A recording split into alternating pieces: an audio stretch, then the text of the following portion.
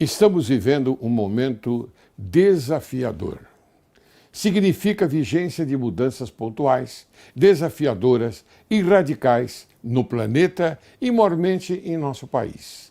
Constantemente, a mídia forte vem atuando pela via ampla da lavagem cerebral na tentativa de modificar o pensamento da sociedade brasileira. Esses excessos são conduzidos pelos motores que funcionam no intuito de destruir a educação, a cultura, a literatura e a paz mundial. A baderna institucionalizada nesse país fortalece a insegurança pública modificadora por uma espécie de regulamentação dos fora da lei, imposta à sociedade ordeira. Os atos praticados pela administração pública não preenchem os atos puramente administrativos, mas se apresentam recheados de coerção, em prejuízo ao cidadão.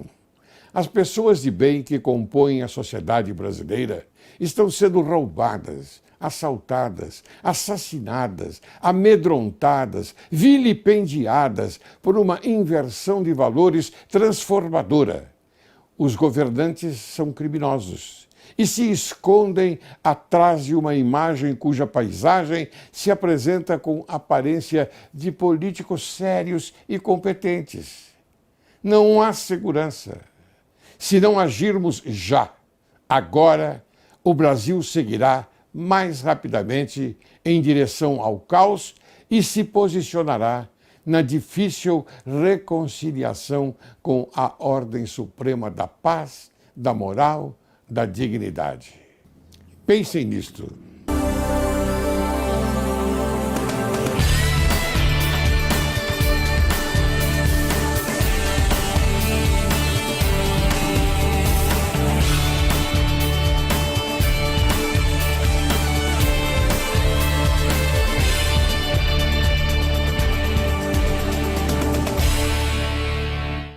Direito e Justiça em Foco é o teu programa e o Brasil é o teu país.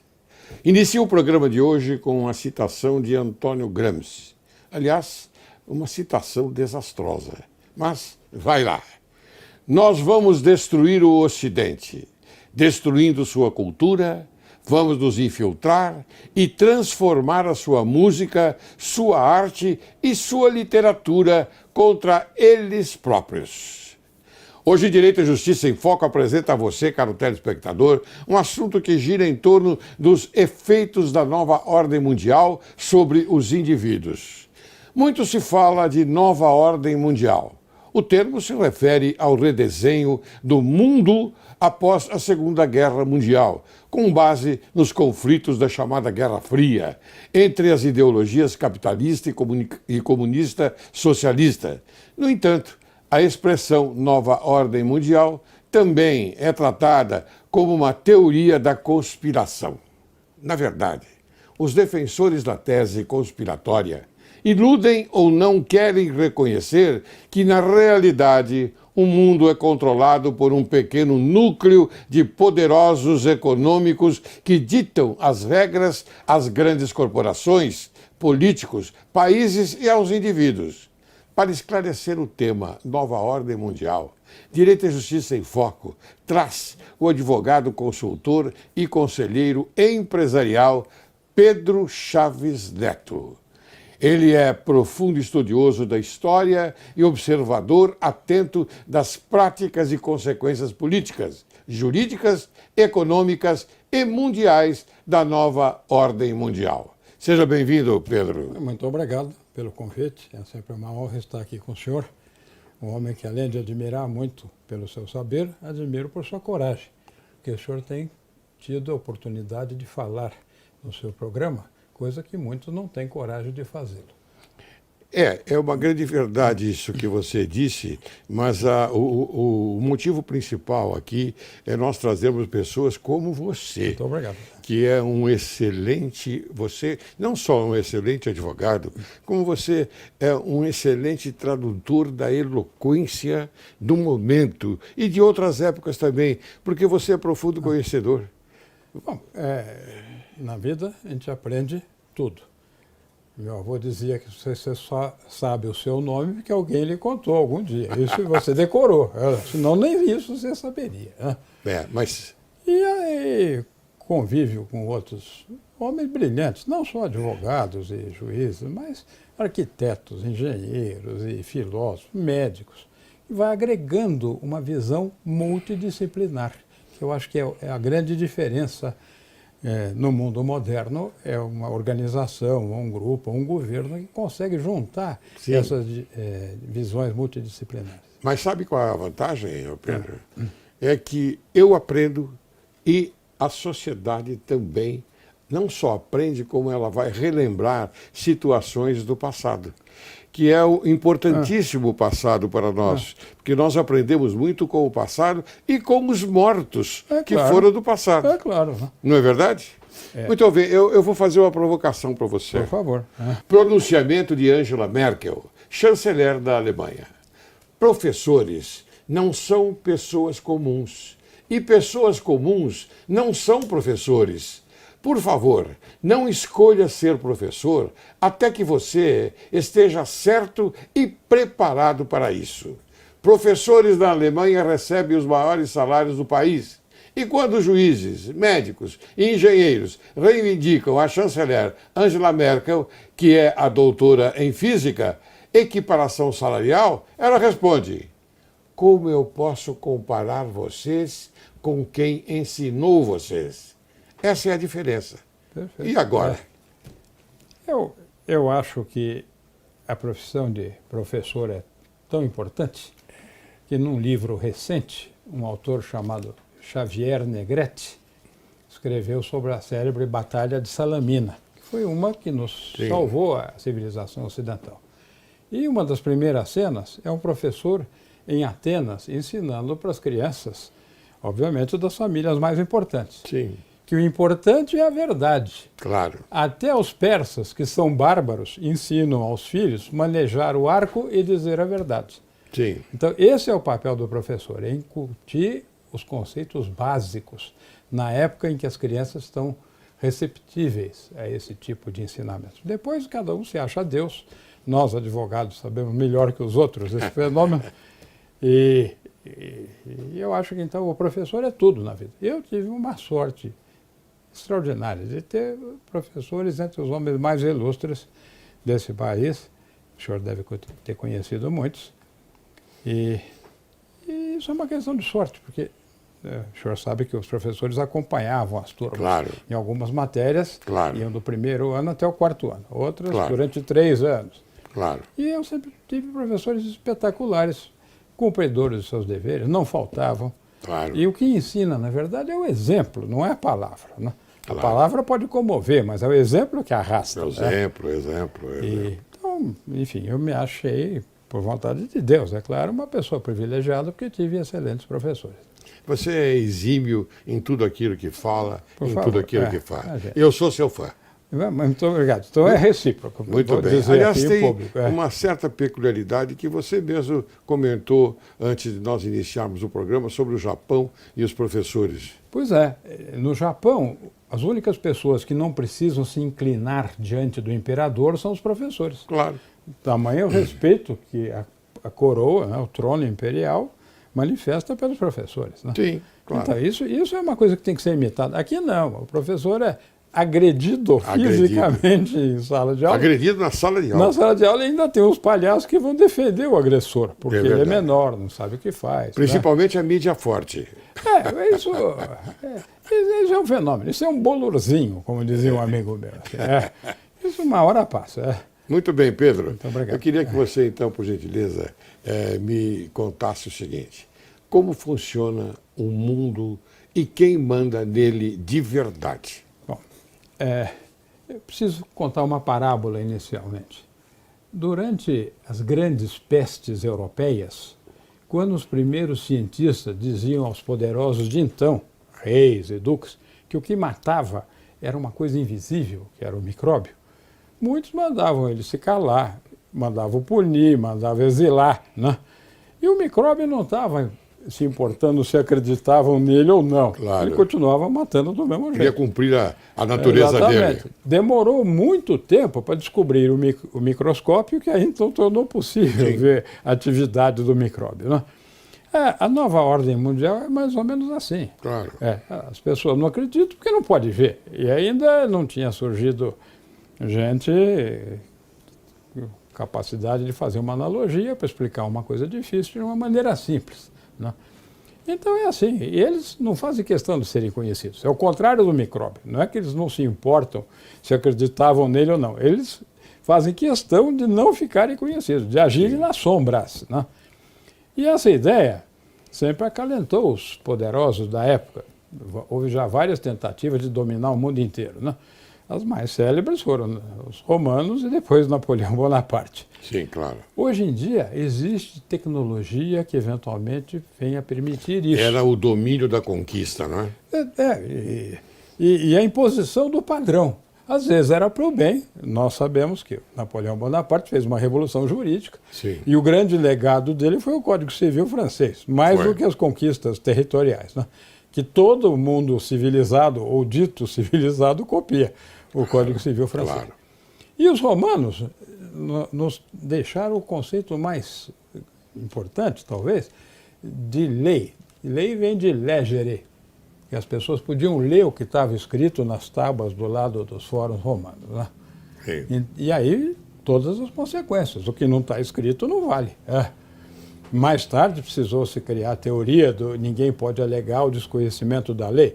Isso para uma elite privilegiada. Você acha que uma pessoa que está lutando pelo seu sustento e da família pode perder tempo de ficar ouvindo a Voz do Brasil? Sim. Ou hoje com a internet de entrar no site para saber qual das 200 e tantas mil leis estão em vigor? Né? Claro, claro. Então, mas no campo penal, principalmente, isso é importantíssimo. Não pode ter pena sem uma lei prévia que tipifique aquela conduta como criminosa. Nula pena, nula Exatamente. cereja. E quando uma coisa deixa de ser crime, são anulados todas as condenações e processos sobre fatos idênticos ocorridos até então, porque mudou o entendimento da sociedade. É isso que eu gostaria de começar dizendo para você. Quando você falou a respeito da lei, da legere, não é?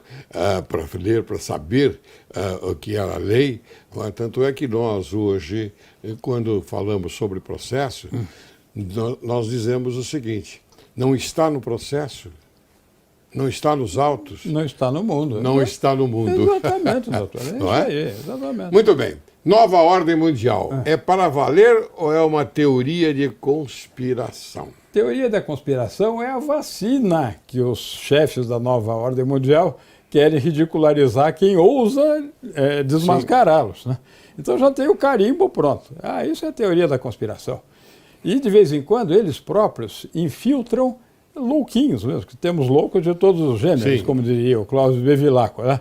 Claro. Dizendo que a nova ordem mundial tem gente de raça híbrida, de reptiliano ou de extraterrestres, tudo, como uma forma de tornar menos aceitáveis as ideias pelo público em geral. Fala, não, esses caras são loucos, né?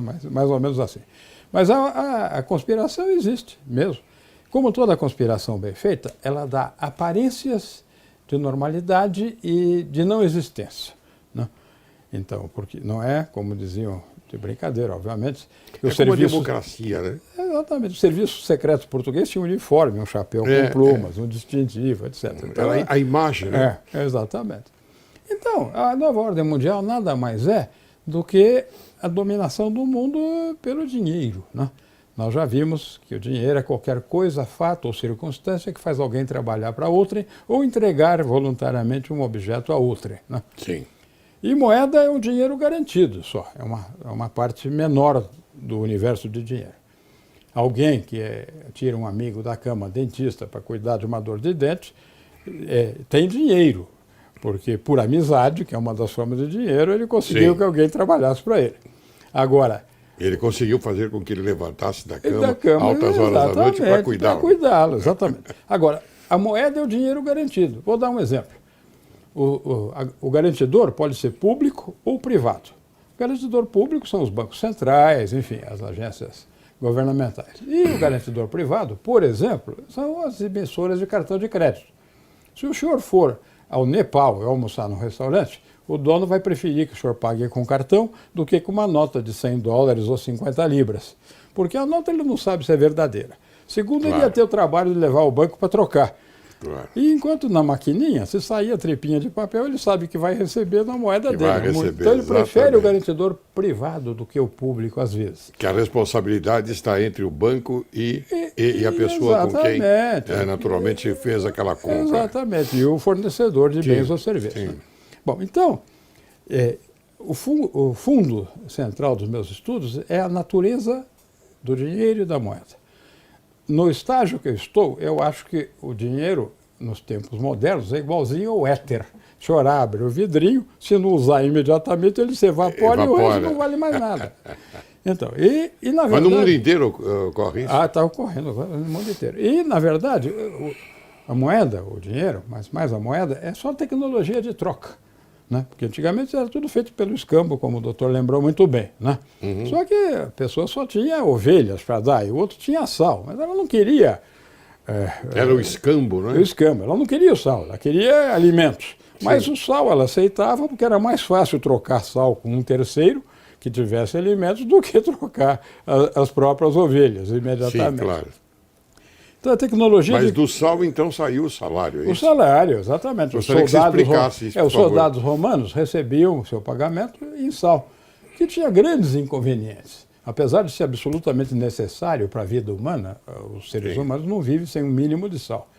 Quando eles iam atravessar um rio nas campanhas romanas, aquilo se dissolvia, eles perdiam tudo. Perdiam tudo. Exatamente. Então, aí recebiam também ovelhas e cabras, então vem pecus pecuris, daí vem a palavra pecúnia, né? Sim, pecúnia. Mas era muito mais difícil transportar uma ovelha ou uma cabra do que um saquinho de sal. Claro. Aí, então, eles foram evoluindo para a moeda metálica.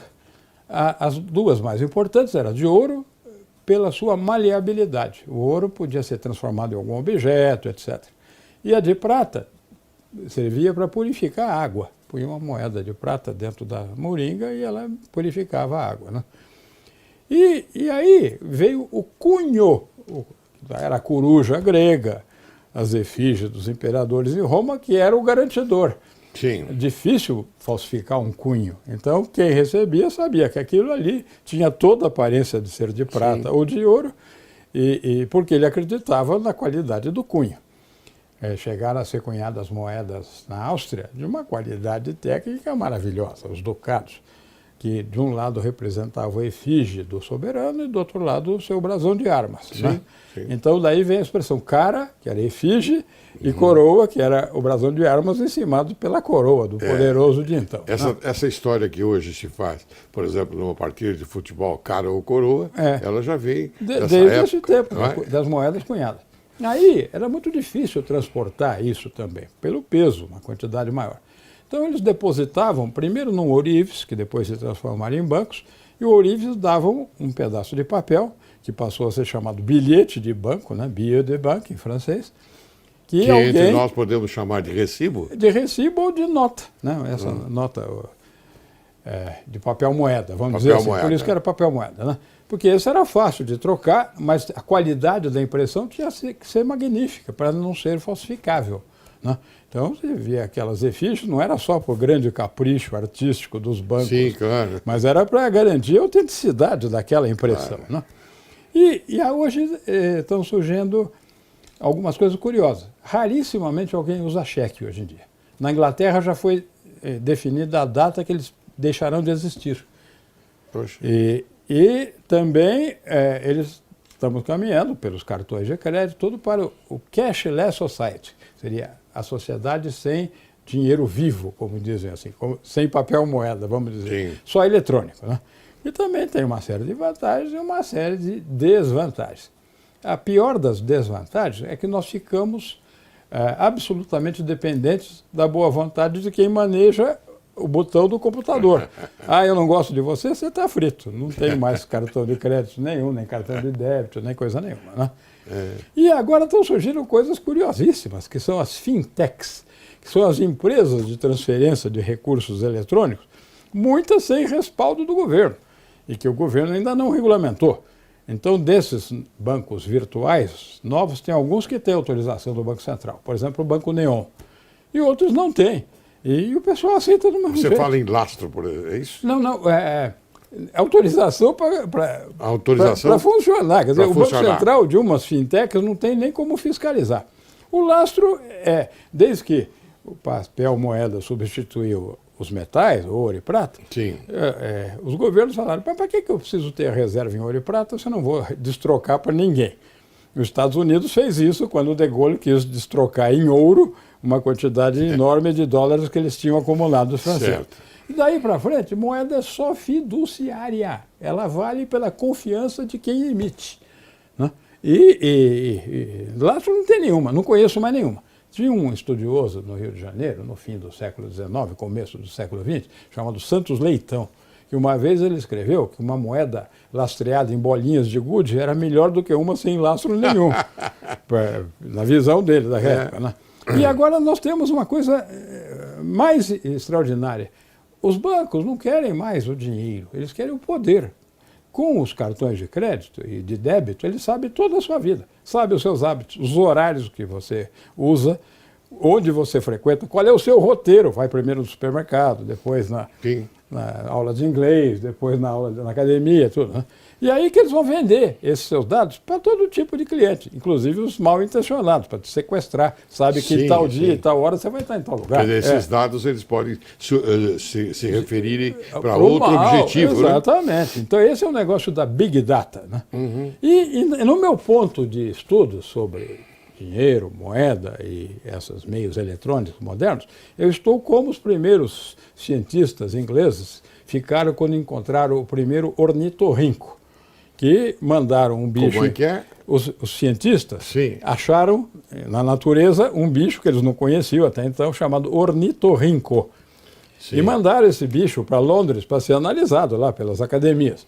Queriam prendê-los, que achavam que era uma fraude. Como é que podia alguém que tinha bico, mamífero e que tinha pelo? Né?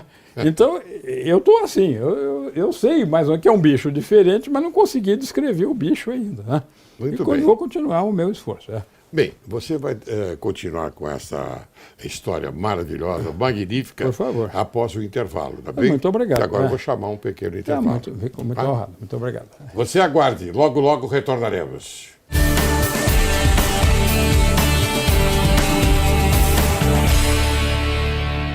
Hoje, Patrícia Vieira abordará um tema muito comum dentro das famílias: a irritabilidade e mau humor das crianças quando as coisas não saem do jeito que elas querem.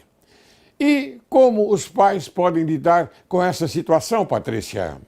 Quando o mau humor e a irritabilidade aparecem, é necessário iniciar um diálogo amigável, evitando os porquês, para que a criança não se irrite mais e comece a dar justificativas. Durante a conversa, procure encontrar palavras adequadas que levam a criança a se tornar mais acessível às sugestões que podem ser feitas, permitindo que ela relate como se sente agindo dessa maneira. Neste momento, é importante sempre relembrar o ocorrido, sem julgamento. A partir daí, permita que a criança verbalize o que ela gostaria de fazer e o que está impedindo de fazer de uma forma diferente. Procure saber se ela gostaria de mudar a forma de reagir a essas situações e como ela gostaria que fossem, sem interrupções, fazendo com que ela reflita por si própria o quanto isso irá ajudar a conseguir as coisas de uma forma diferente, mais assertiva e objetiva. Agora que vocês já alcançaram um diálogo, ofereça para encontrarem juntas soluções e deixe claro que vai dar o apoio necessário. Se achar adequado, você pode também contar uma história do ocorrido pela sua versão como pais, do que aconteceu, simplesmente citando os fatos, sem o propósito de jogar na cara, de dar lição de moral, né, para que assim a criança tenha o entendimento e crie a consciência de que esse é um comportamento que vem se repetindo e tem causado muito desconforto para todos. Claro que nesse diálogo deve ser sempre em particular e nunca na frente de outras pessoas, para que não constranja a criança. Pois palavras bem colocadas e acessíveis ao entendimento da criança, nas suas fases de evolução, são ferramentas extremamente valiosas e eficazes. Se isso fez sentido para você e gostaria de saber mais, aqui de Coach, Patrícia Vieira, somente hoje, para os 5 primeiros telespectadores do programa Direito e Justiça em Foco, irá dar uma sessão experimental totalmente personalizada online de 40 minutos para quem entrar em contato pelo e-mail patriciaquiricoch@gmail.com.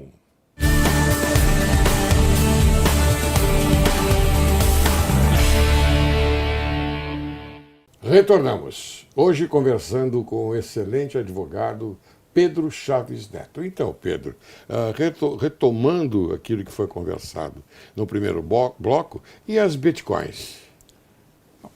Há uns 15 dias atrás, o presidente de um dos grandes bancos do mundo, o JP Morgan Chase, disse com todas as letras que considera o Bitcoin uma fraude. Porque moeda, como nós já vimos, é um dinheiro garantido. O Bitcoin não tem garantidor aparente. E nem explicam muito bem como é que é criado o Bitcoin. É o tal processo de mineração, uma coisa nebulosa. Parece a espada do rei Arthur, que ele tirou de uma pedra. Assim. Então, eu acho que as pessoas devem pensar muito bem. Se quiserem perder rapidamente o dinheiro, porque o dinheiro é como a lã da ovelha, chega às tantas que é tão grande o calor que ele gera, que elas estão loucas para serem tosquiadas. Sim, claro. Então, eu sugiro outras atividades mais rápidas, como corrida de cavalo, etc. Né? Então, eu sou cético. Não é só o Bitcoin, tem várias outras moedas com outros nomes menos conhecidos. O Bitcoin já tem propaganda nos nossos portais de notícias econômicas. A sua população que está sendo bombardeada com a propaganda do Bitcoin. Sim, né? claro. Uma vez falamos para um cliente, aliás, nem fui eu, foi um amigo meu, brilhantíssimo, que a Bolsa do Brasil de então, antes da grande crise, acho que de 71, de 72, foi a primeira que eu já peguei na idade adulta, que a Bolsa do Brasil era como uma coisa que tinha aqui uma rede, um pauzinho e uma cordinha. E põe um milhozinho assim. Quando vinha o passarinho, você puxava a cordinha, caía. E isso tinha um nome em português, que era arapuca. Arapuca. Né? E os estrangeiros morriam de rir, porque foi a melhor imagem que ele conseguiu dar da Bolsa de então. E aí nós vimos as barbaridades que houve. Mas ainda continuam essas arapucas, né? Agora cada vez menos, porque o mundo mudou com a internet. Alguém pode verificar o currículo dos diretores das empresas, dos grandes acionistas. Outras inovações foram substituídas. Agora o pessoal só perde dinheiro por preguiça, né? Por negligência, não ir verificar onde ele está pondo o dinheiro. Antigamente havia um jurista famoso aí que dava a definição de acionista, que ao mesmo tempo era um idiota e um arrogante. Idiota porque dava o seu dinheiro para os outros administrarem. Sim. E arrogante porque ainda queria alguma coisa em troca. Então, não é bem assim. Mas a figura vale como assim, um porta-bandeira assim, dos cuidados que nós temos que ter. Bem, Pedro, quem são os grandes grupos que mandam no mundo e como funciona este esquema do poder real mundial? Na verdade, mandam no mundo as mais antigas monarquias europeias. E desde o tempo das guerras napoleônicas, elas tiveram que ter uma espécie de um vaso comunicante para adequar as suas demandas, as suas ofertas, etc. Essa pessoa foi escolhida na família Rothschild, que teve o seu início como contador do príncipe de Liechtenstein e começou o seu auge com as guerras napoleônicas, quando ele chegava a financiar os dois lados beligerantes, né? Eles sempre tiveram superioridade de informações. Há uma lenda de que eles souberam da vitória de Wellington em Waterloo por sinais transmitidos por pás de moinhos de vento, desde lá dos Países Baixos, da Bélgica, até as costas francesas, depois transmitiram o recado para Londres. E fez a operação inversa. Num primeiro momento, ele ostensivamente entrou vendendo na Bolsa de Londres os seus valores. Todo mundo achou que o Napoleão tinha ganho. Imagina, se ele, que era o homem mais bem informado do mundo, estava vendendo valores ingleses, era sinal de que o Napoleão tinha ganho. Aí os comparsas compraram a preço de banana, depois daquela queda, tudo para ele, mas em nome de terceiros, né? E aí veio a notícia oficial de que o Napoleão tinha sido derrotado, que os ingleses tinham vencido. Aqueles papéis subiram demais, né? E ele teve grandes lucros e, a partir de então, ele é das 5 flechas, né, do pai lá de Frankfurt, mandou um filho para cada uma das grandes capitais europeias de então. Por isso o símbolo até hoje do banco são 5 flechas amarradas no meio. Mostra a coesão da família. Segurança. Exatamente. E coisas curiosíssimas. Quando eles mandavam uma ordem de pagamento importante para um irmão, na carta eles colocavam alguma anedota familiar que só quem era da família sabia se era verdadeiro. De alguma tia, uma tia bisavó, etc. Era um jeito deles autenticarem aquele pedido de transferência de fundos, né? Sim, sim, claro. É uma coisa brilhante. E eles inventaram uma coisa que chama-se tecnologia de sucessão. Eles sempre escolhiam para ser o chefe máximo na geração seguinte o mais apto. Não necessariamente o filho de A, o filho de B, dos 5 ramos da família, né? No momento, eles estão num dilema. Parece que não há sucessor dentro da família. Então, talvez, pela primeira vez, eles tenham que achar um sucessor externo, né? E isso é ruim, né? Nunca, eles vão experimentar pela primeira vez, né? Então isso... Mas eles são uma gente cultíssima, informadíssima. Obviamente, dinheiro não é problema para eles. Então, constrói palácios, mansões, vilas, né, em todas as partes do mundo onde eles quiserem, né? Mas tem um lado perverso, que com isso eles começaram um processo demolitório de todos os impérios, desde a queda do Império Brasileiro, em 1889. Depois eles liquidaram, em 27 anos, o Império Francês, o Império Português, o Império Otomano, o Império Austríaco e o Império Russo, né? Que deu ensejo. Então, de 89 a 17, eles liquidaram os 5 eventuais concorrentes deles, né? E aí há uma lenda que eu acredito... Mas não conseguiram ainda destruir a monarquia inglesa. Não, eles trabalham para a monarquia inglesa. Sim, eu trabalho por isso. Por isso que não destruíram. Eles não destruíram. Patrão deles. Seria o mesmo que dizer que eles protegem a monarquia inglesa. E criaram aquela figura, ele é rainha da Inglaterra, ela reina, mas não governa. Conversa, ela manda tudo. Se alguém que manda em alguma coisa no mundo é a rainha da Inglaterra. E é tão bom mandar que ela não larga o osso, com 90 anos. A mãe foi até cento e tanto. Essa eu também tenho de certeza que ela vai, né? Agora, isso tudo não tem tanta importância, porque tem o limite da saturação. Um amigo meu falou o seguinte: você pode comer uma comida boa, pode comer a melhor comida do mundo, mas você não faz mais do que 3, 4 refeições por dia, né?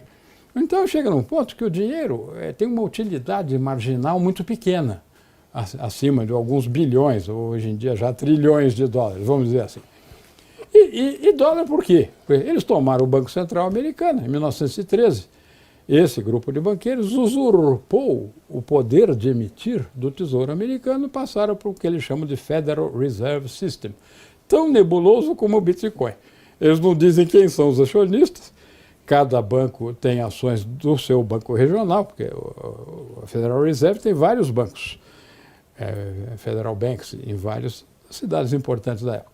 E agora o presidente Trump vai ter uma rara oportunidade de indicar 5 dos 7 homens-chave do Federal Reserve.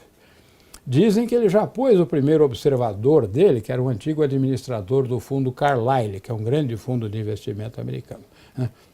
E por isso que houve um frenesi para tentar evitar a eleição do Trump, né? Todos, o George Soros, que é casado com uma Rothschild, ninguém sabe essas coisas, nós estamos contando aqui só para o seu público de elite, privilegiadíssimo, e algum outro curioso que vai pegar por acaso no canal, né? Sim.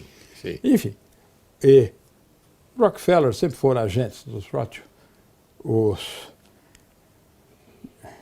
Guggenheim, a Fundação Ford, todas as grandes fundações americanas trabalham direto e diretamente para os Rothschild.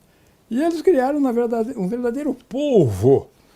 A imagem não é minha. Se vocês entrarem no site que eu vou deixar depois para vocês, que chama Inter-Alpha Group of Banks, fundado em 1971.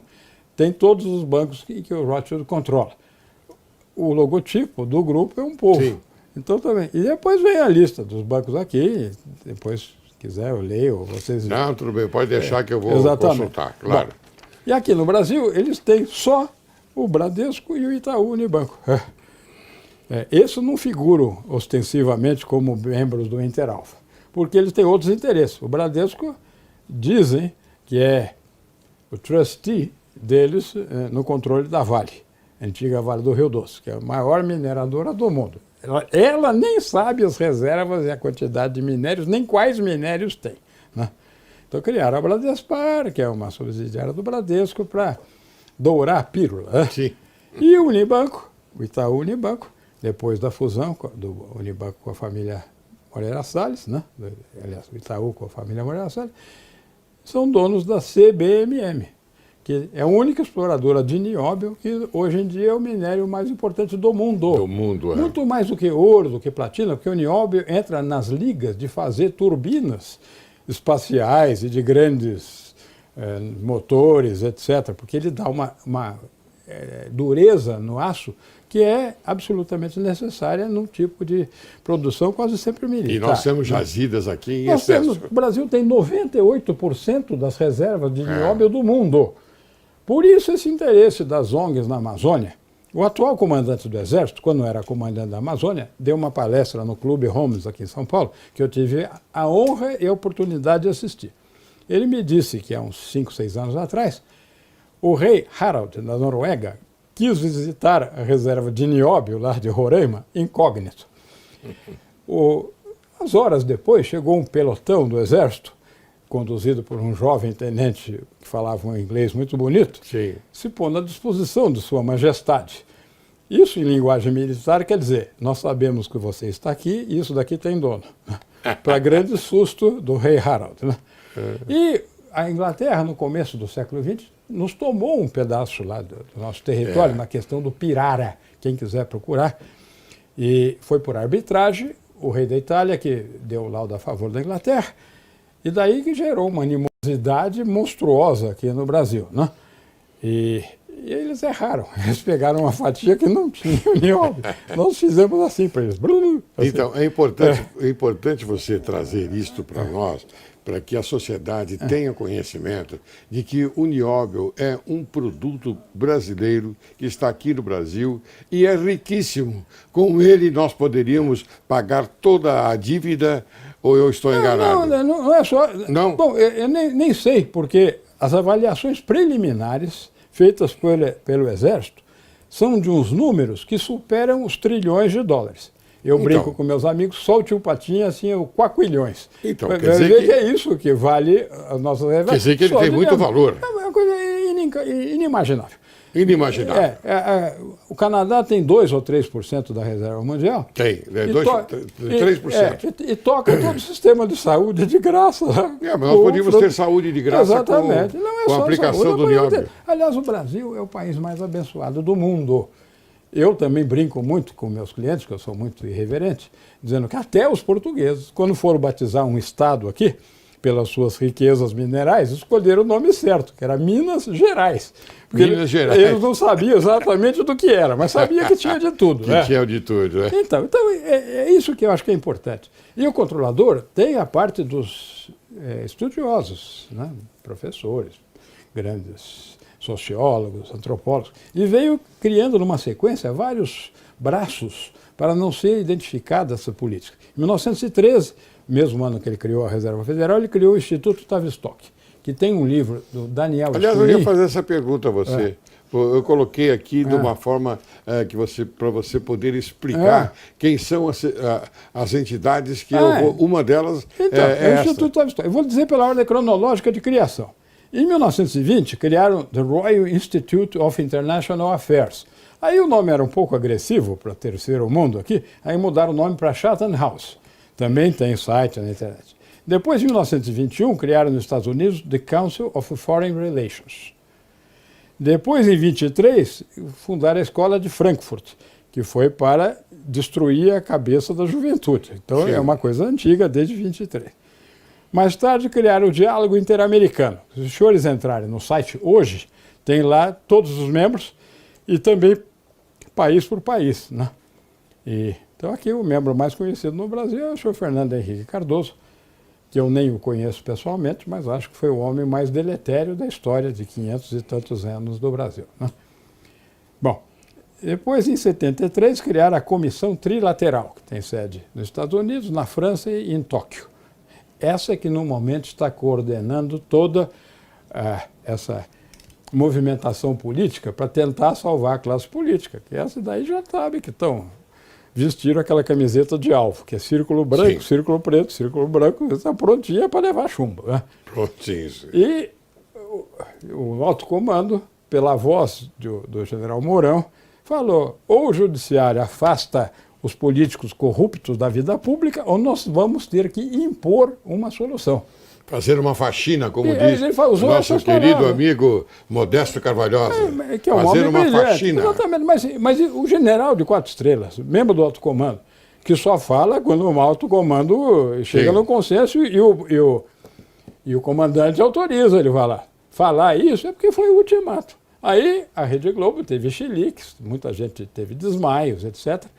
Aí Normalmente a Rede Globo, né? o entrevistador falou assim, mas ele não vai ser punido? E ele falou só, não. Como quem disse, isso foi consensual, como é que eu vou punir ele? Aí, dias depois, o comandante do Sul, o general de 4 estrelas também, Pujol, falou, os senhores precisam ir para as ruas. E os senhores têm visto o que está sendo ensinado na cartilha dos seus filhos e netos? Falou, também está filmado, está nas redes sociais. Melhor do que isso, eu tenho conversado com esse jornalista, que além de um amigo querido, é um homem brilhantíssimo, que talvez a população não vai mais para a rua. Já está assim, por aqui, já foi várias vezes. Como aquele jogo infantil do mico, ela já passou o mico para o Exército, né? Agora está com vocês a solução. Não conte mais conosco, nós estamos fartos. Né? Então, eu acho que é mais ou menos por aí. Mas eu tenho uma pergunta a fazer a você, caro Pedro, que me interessa muito e acredito que interessa também a sociedade brasileira. Como atuam os braços do Poder Real Mundial do Brasil, principalmente Centro Brasileiro de Análise e Planejamento, o SEBRAP, fundado em 1969, e o Foro de São Paulo, fundado em 1990. Bom, o Rothschild sempre teve representantes no Brasil. O primeiro, ostensivo, que a gente pode pegar em várias biografias dele, foi o Visconde de Mauá. Que aí o dia que ele brigou com o Rothschild quebrou ele, né? Sim. Depois teve as famílias Gaffrey e Guinle, lá do Rio de Janeiro, de origem francesas, que eram depois concessionárias do Porto de Santos, para não dizer outra coisa, né? E depois, nem toda a família consegue ter em toda geração alguém brilhante.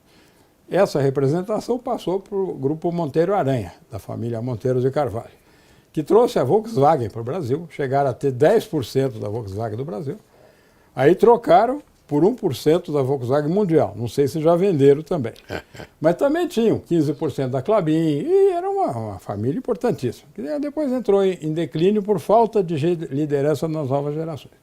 A família, no momento na gestão, a família Moreira Salles, que o Walter Moreira Salles, por razões românticas, caiu nas graças do Getúlio e foi nomeado embaixador em Washington. E de lá para cá, ele é o representante do Rothschild no Brasil e desses outros organismos americanos que nós já citamos. Recentemente, o Rothschild comprou a Serasa, que agora chama-se Serasa Experian, em nome de uma empresa irlandesa, que não é nada mais do que um trem fantasma. Ninguém que tem o seu nome... Quer dizer que pouca coisa resta para nós brasileiros, né? Não, resta tudo. Resta tudo em termos, porque parece que agora há uma certa divisão e aproveitamento dessas entidades que estão alinhadas nos nossos produtos. Não, mas... Ou não? Não. Eu tenho um amigo meu, que é um senhor, que ele é amigo nosso também. Quer dizer que essas coisas todas continuam nossas? Continua, porque só não é nosso o minério que eles extraíram, venderam subfaturado, então o minério foi por exterior, ficou o buraco e não entrou a contrapartida de Então, mas dinheiro. isso é muito importante. Pois é, mas é só o que nós perdemos, o que eles conseguiram levar fisicamente. Agora, o resto, todo o minério que eles não conseguiram extrair ainda, é nosso, é só uma canetada. Fala assim, senhores, por gentileza, saiam daqui. Mas pode aparecer algum tenente falando muito bem o inglês e dizer o que nós estamos querendo com o nosso produto. Claro que pode falar. E não, Não é é? só tenente, não, porque tenente Não, eu digo fala. tenente porque você foi o exemplo que você colocou. Exatamente. Isso mas ele foi mandado. Não, mas tudo bem, se ele vai tudo abrir bem. a boca. Mas pode aparecer e dizer, Exatamente. o que vocês estão querendo aqui? não, Não, mas eu sou brasileiro, o produto é nosso. Mas tá bom, mas não é. O Código de Mineração diz que o subsolo é da União. Então, primeiro não é deles. Sim, é uma não. mera concessão. É. Então, e aí vai, sabe? Essa Serasa e a Boa Vista Serviço, que é o novo nome do SPC, são só trem fantasma. Porque ninguém com o nome lá está proibido de praticar nenhum ato da vida civil, nem de comprar, nem de vender. Mas o pessoal tem um medo. Sim. Que tem idiotas agora que pede para algum juiz mais desinformado que mande negativar o sujeito nessas entidades, o juiz defere. Mandar um mandado para uma entidade privada, Nossa. sem previsão legal. Sim. Então, isso além de tudo, é risível isso daí. Meu caro Pedro, Pois não. eu ficaria conversando com você aqui. 2 horas é muito pouco, 3 horas, 4 horas, 5 horas. Mas, lamentavelmente, eu estou finalizando o programa. Imagina, eu fico muito honrado de ter essa oportunidade de conversar eu digo com vocês, lamentável Pedro. porque essa conversa interessa muito, interessa a sociedade, porque a sociedade nós precisamos abastecer a sociedade de informações que elas não têm. Elas são massacradas com futebol e novela. Exatamente. A ideia é não a sociedade pensar. não pensar. Não pensar. Então há uma coerção no sentido de não pensar. Exatamente. Você está proibido de pensar. E nós vamos isso colocar aí. aquilo que nós queremos. Não é Eu isso? só quero dizer aos senhores que nós, que temos amor à pátria e alguma coisa a perder, estamos iguaizinhos aos espartanos que foram proteger a Grécia dos persas. Eles eram só 300. Na verdade era um pouco mais, mas a proporção era de 20 para 1. Eles se posicionaram tão bem no desfiladeiro das Termópilas que eles aguentaram o exército persa o tempo inteiro lá. Enfim, então a nossa geração aqui é uma geração de resistência. Nós não temos sonhos de alexandrinos, de conquista depois, exatamente. Mas muito obrigado. Muito bem. Honrado. Eu queria agora entregar a você um DVD, aliás, um CD sobre uma entrevista com o desembargador Carlos Henrique Abrão. Que eu conheço de nome. Conhece de nome. E ele é uma pessoa também como você, altamente culto e profundo conhecedor da parte dos tribunais. Inclusive, ele conhece como edificar um tribunal, como fazer com que o tribunal vá para frente sem as interferências que hoje nós temos. Então eu entrego para você para que você... E posso dizer ao senhor, e peço que diga ao doutor Abrão, enquanto eu não conhecer pessoalmente, que nós só temos essa liberdade de falar o que queremos por causa da bucha. E quem quiser vai se informar. Exatamente. Eu queria também passar às suas mãos um livro que eu escrevi em 1995, logo quando saiu a Lei 9.095/95, claro, Iniciação e Formação do Advogado Criminalista.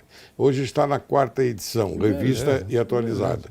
Então eu passo às suas mãos. Fico muitíssimo honrado e agradeço o seu carinho, tudo bem. o seu prestígio. Tudo bem. Quais as suas considerações finais? É isso, quer dizer, nós estamos na geração da resistência e da viabilização. Deus queira que nós consigamos, como professores, ad hoc, transmitir às futuras gerações o mesmo entusiasmo pelo Brasil que, graças a Deus, na minha família, acredito que na sua também, do Serrão e dos senhores aqui, conseguiu nos transmitir, né? E a previsão de São Dom Bosco é que aqui surgirá um império da cruz, onde jorrará leite e mel. Era isso que eu queria dizer aos senhores. Muito bem, eu agradeço muito a você, a sua atenção toda, e eu encerro o programa de hoje, meu caro Pedro Chaves Neto, com as sábias palavras de Santo Agostinho. Dizia ele: nunca desanimemos, muito embora nos pareça não alcançar o que desejamos. Quero agradecer mais uma vez a presença do Dr. Pedro Chaves Neto, que nos deu uma explicação real sobre os efeitos da nova ordem mundial sobre os indivíduos, e oxalá que a conversa de hoje tenha a força e a energia que o universo nos une de aproximar a sociedade brasileira com o objetivo de alimentar e conservar sempre vivo no coração humano o lume sagrado da honra e da independência e da magnanimidade, do patriotismo e também da consciência pública, preservando os sentimentos de direito e de justiça. Muito obrigado. Muito obrigado, doutor.